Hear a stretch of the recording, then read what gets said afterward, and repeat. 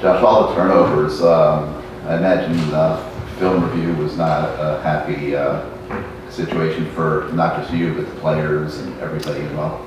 Yeah, we've got to eliminate turnovers. Obviously, those are not only just drive killers, but they're momentum swings in the game. And one thing that you obviously realize about our team right now is momentum swings like that really take a lot of air out of us, deflate us, and we've got to be able to hold on to the ball. Obviously, the fumbles we've got to eliminate, and then we've got to be able to eliminate the sacks. And I think obviously taking care of the quarterback and obviously protecting the football is our premium number one task each and every week. Could you take us through what happened from a protection standpoint on the play Tyler got hurt on?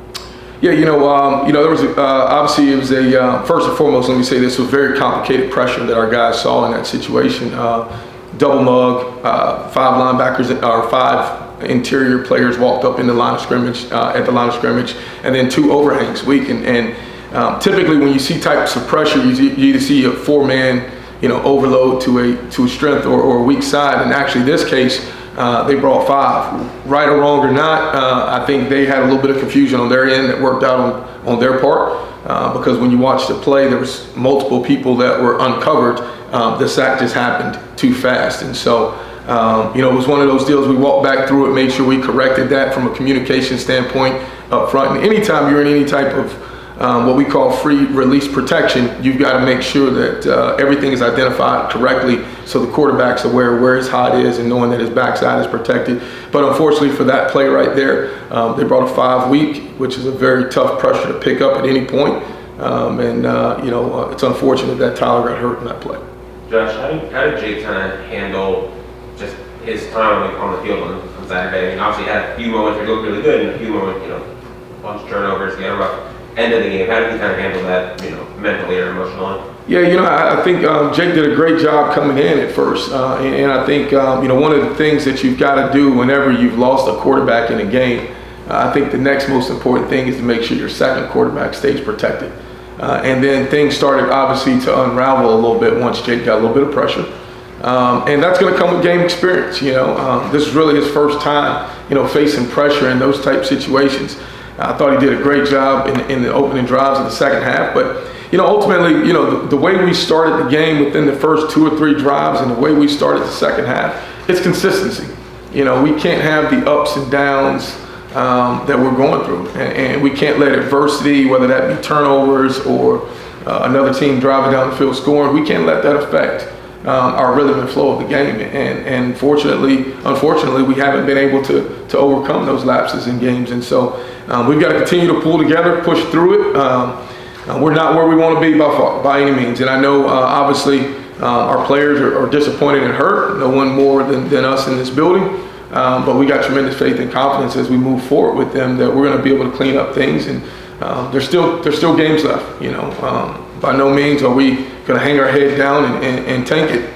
We've got to continue to push forward. And in that same vein, how confident, if Jake does end up having to start for this coming week or in the future going forward, how confident are you in this afternoon? I am very confident, very confident in Jake. Jake has displayed his ability. Obviously, that was Jake's first real time of actually seeing adversity, right? He's been in other games and had success.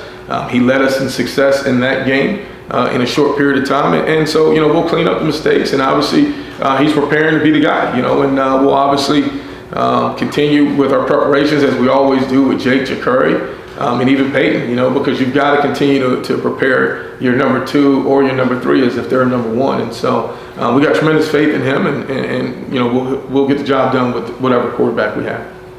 I was going to ask you specifically, each week, how often does the starter get all the reps, or how does it sort of break down percentage-wise? Yeah, percentage is about, it's about 60-40. Okay. 60-40 in starter to backup reps. Sometimes that obviously changes. We faced some challenges a little bit lately, just being able to eliminate. We haven't had as many 2 reps just because of our depth across the board, right? We don't have the depth on offense, whether that's across the offensive line, skill position needed necessary. So some of that has taken away from our 2 reps with the quarterback, because you always want your first string quarterback being consistent with the receivers, tight ends that those guys are throwing to. But, we're facing a lot of challenges, obviously, from the depth standpoint. We just got to continue to push through. And I guess a kid like Ja'Cory, obviously he was the 3 quarterback before this. Just curious, how how much opportunity he's gotten to really run with the first team offense in practice at all to this point? Not many opportunities, just because of obviously Tyler's been our quarterback and obviously Jake's been a strong number 2 for us. But obviously it increases. You know, when you see a quarterback go down in a game, it's a frightening situation because your 3 just became your number 2 and your 2 became 1. And so we've got to make sure that first and foremost, like I said, we protect our quarterbacks. We got to get Tyler back healthy, get him going. And, you know, obviously we look forward to just continue to develop our backups. Josh, one of your bright spots has been the development of Colby Young. I mean, every game he seems to be doing more, excelling more. You even see him downfield blocking and things like that. Talk about how quickly he's developing into a quality player for you. Oh man, he's done an exceptional job, and I really am proud of Kobe. Even Henry Parish. I mean, you look at across the offense, and some of the new faces that we have of guys that have came in and transferred: Frank Ladson, Kobe Young, Henry Parish. Even Jonathan Dennis. I couldn't imagine where we would be if we didn't have those new faces that showed up on our roster this summer. I mean, those guys have provided tremendous immediate value. They've provided us playmaking ability. And stability. And when you're not very deep and already facing challenges from injuries, it's critical that those guys step up in big roles. And Kobe has done that. I think you see his confidence growing. I think you see the confidence in the quarterbacks growing in him. And I think that's very, very important as a wide receiver, that you must demand the confidence of the quarterbacks. And when you talk to our quarterbacks, they love throwing to Kobe. He's got a tremendous catch radius. He's got a big body, competitive in nature. And he's done an exceptional job. Now, we still got a long way to go. We're going to continue developing him, but we're really, really excited about his future. And he's still young. He's 19. And so, he's got a lot of football ahead of him. Anything else for Coach Gattis? About Henry Parish, I mean, obviously, he got back into the game Saturday, had, some good moments. How much do you want to see? You only got 11 carries. How much do you want to see him kind of touching the ball more going forward? Yeah, we've got to find ways to get Henry the ball more, because when you see, he's different. He's the value he brings us, not only obviously as a pass catcher or runner, but when the ball is in his hands, he runs so hard. He's fluid out there on the field. He plays hard. Not having him, we felt his absence. When you saw him back on the field, we immediately noticed him back on the field. And so we love Henry. We feel very highly about him. And we've got to continue to find ways to get him the ball, and I think it's very important that, as we hit down this final stretch, that, we've got to have our best players available. And we've got to have our best players be our best players. And then similarly with Jalen Knight, and he's had a couple rough games, a ton of production, and he's fumbled a few times. How's he kind of handled that? What's been your message to him? Well, you got to stay consistent, you got to stay positive, you got to move on. We got to push and push through. There's going to come adversity. We've all been through adversity before. We've all been through adversity, whether that's as a player, as a coach. I know I went through it as a player. I've been through it as a coach. Things don't always go your way, but you got to push through. You can't hang your hat and keep your head down. There's been some unfortunate situations for him. He's got to learn and grow from them. And I think obviously, having someone like Henry, who you're able to go out there and compete with and see, that's got to push you. It's got to push you to be your very best each and every day. It's got to push you to perform at your highest level in games. And we're going to need that. We're going to need that from all our guys. Now is not the time to pout. We've got games left and time left. We've got to find a way to hit this breakthrough, and this emotional breakthrough. That's a big deal.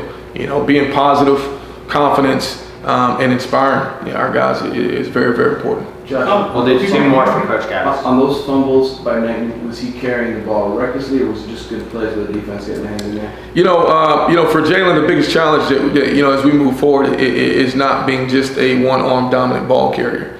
I think that's something that we've got a bad habit right now where kids are only holding it in their right arm and they're dominant. And when you saw specifically, right, with both fumbles, Keyshawn Smith and Jalen's, right, both balls were in the inside arm. And so we've got to continue to harp that in our ball security. We've got to continue to focus on the fundamentals of ball security, offhand, ball hand type things that we teach, and getting the ball in our outside arm. And those are learning lessons. And unfortunately, learning lessons come with a price, and a price that we had to pay for learning through that. But we have got to eliminate the fumbles. Those have been detrimental to us, as well as some other things. And so we've got to continue to protect the football. Before halftime, there was 2 minutes left, and that scenario where you ran the ball 3 times and then you took your shots at it. Could you explain your thought process right now? Yeah, before halftime, obviously we faced some adversity right there with losing Tyler, so now you've got a backup quarterback in the game. And we went through a situation when obviously we lost Tyler, then we lost our center, Jonathan Dennison. And so, some new pieces getting put in the game in some critical situations, facing some pressure. First things and foremost, when things are falling apart for you in a pressure pickup standpoint, you got to be able to calm down everybody. And how do you do that? Obviously being able to try to establish the run.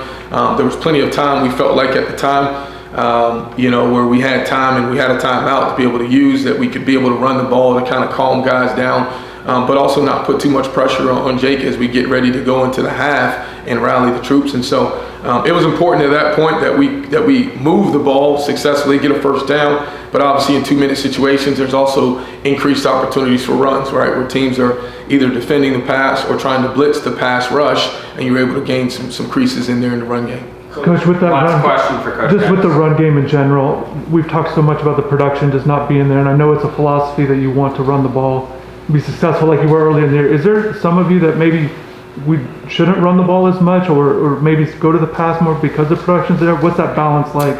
Trying to figure it out? That's a great question, and quite honestly, our kids have shown us the ability to run the ball. They have. You look at the first 3 games of the season, they've shown us the ability. We've got to pull it out of them. We got to pull that back out. I've got the utmost confidence in our guys, and our players, and our offensive line, and our running backs. We've got to pull it out. We got to pull it out. I think oftentimes these young men, as they're beaten over the head with a certain message, they can't do something. They actually become what the message becomes. And we've got to go back through it. We've got to instill the confidence in them and the confidence and the belief that they have done it. If they hadn't done it before this year, then I wouldn't have any confidence in our run game. But the fact that they've shown it in tough environments versus very tough teams and on the road, you think about it when we played Texas A&M, right? The run game was probably our strength at that point. As it showed itself then, we've got to be able to find it again, especially, as you see some of the challenges that we face even with quarterbacks being hurt. So you're going to see pressure. You're going to see teams blitzing you more as they feel like you're going to end up throwing the ball more. You're throwing the ball 40, 50 times a game. You're going to get all those pressures. And with different pieces that we've got up front with the offensive line, interchanging parts, center and guards, we've got to be able to establish the run. Now, what that number is, never going to hang my hat to it, but we feel like we have a really good running back in Henry Parish. I feel the confidence in our offensive line. And let me say this too. Up front, I have tremendous credit for, DJ Scaife, Jalen Rivers, and John Campbell. Those are the 3 guys that haven't missed a snap or missed a game for us all yet this year on offense. Everyone else has been knocked out at some point, whether it's been a game or for multiple games, and to see those 3 guys battle through it each and every week and being consistent, showing up in games. I've got tremendous confidence in those guys as well as the other pieces and other players that we have up front, and we've got to continue to pull it. We will have the utmost confidence in them. Thanks, Coach.